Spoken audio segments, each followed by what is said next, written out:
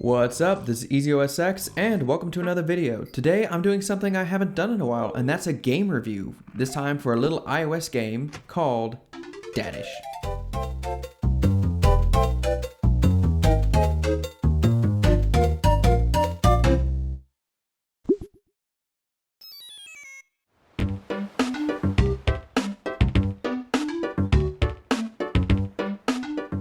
Dadish is a 2D side-scrolling platformer, a la classic Mario.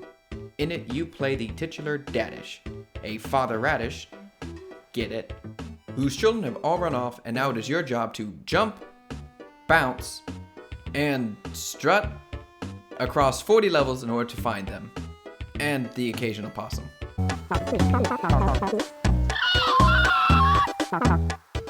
Along the way, you'll meet some fast food enemies such as burgers, fries, and hot dogs. Curse those hot dogs! Who get in your way of you trying to rescue your children. The thing about Dadish, though, is he's not really a violent type.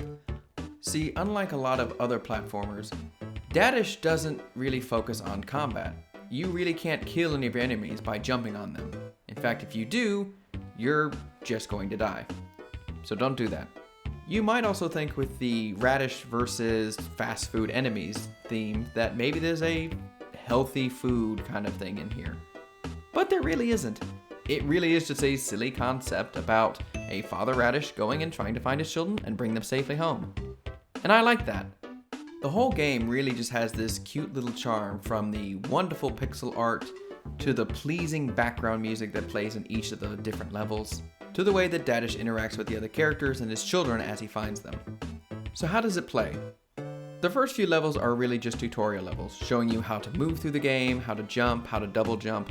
And while this seems very simplistic, it's a really useful way to onboard new players, especially if you've never played before. And more so in the case of playing on an iPhone like I did, or another mobile device. Each level then progressively builds upon the skills that you learned and gradually introduces new mechanics, such as spikes, enemies, launch pads, etc. Now you might get the idea, both with the cute art style as well as the first few levels, that this is an easy game.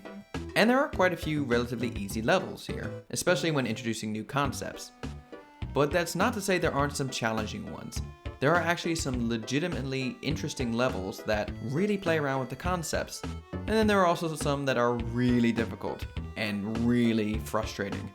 I'm looking at you, level 27. You know what you did. These more challenging levels are really going to test your ability to be precise on the controls, precise in your timing, and precise in your landing. That may mean a few times where you have to die and keep replaying the same sections of levels in order just to get a feel for the map and be prepared for it. That is one complaint I have about this game in some of these levels. See, some levels are long enough that they have a flag that acts as a middle point. That way if you die, rather than starting at the very beginning, you'll actually start at the flag instead. This is really helpful and I really appreciate it. The problem is, the levels that have these are few and far between. I think I could count probably on one hand the number of levels that actually had flags on them. That's not to say every level needs them, because some levels are just really short, and some levels you really want to have that challenge of being able to complete it in a single run. But there are also a number of levels where I just wondered, why isn't there a flag here? This level is a little too difficult to not have a flag, and it was so annoying to have to go back to the very beginning of the level. Speaking of dying in the game, after a certain number of deaths or level completions, if you're using the free version of the game on mobile, you'll see some video ads. Typically in the form of a 30-second mobile game ad with a skip button that shows up after 5 seconds. None of these are really offensive ads, just a little on the obnoxious side. What is annoying about a lot of these video ads, though, is even though they'll have a skip button that shows up after about 5 seconds, if you don't hit that skip button in a few seconds afterwards, the skip button will disappear and you have to watch the entire thing. This is probably more on the ad provider side rather than the actual developer in the game. Still, it's a little frustrating if you're trying to go and grab a quick drink and then realize you missed the skip button and have to watch one of these more obnoxious ads. But again, it is a free version of the game, and so I can't complain too much.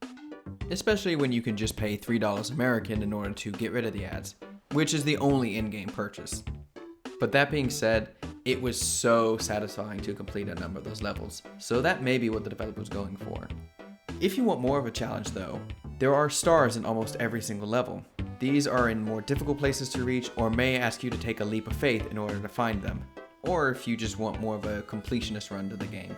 And I kind of like this, because at most you were only getting one in each level. It really didn't feel like a burden to go and collect them, or even to collect all of them. It felt like fun.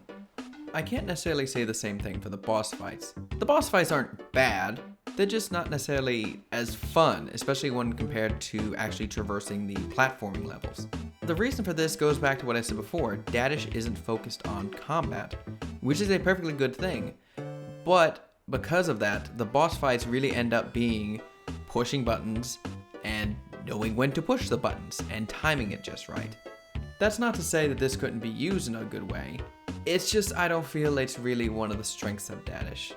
I just think the core focus of Dadish being the platforming is really the strength of the game as far as a gameplay perspective. Overall, Dadish is a really charming pixel art platforming game. It's got some great level design, both for newbies as well as for more seasoned platforming players.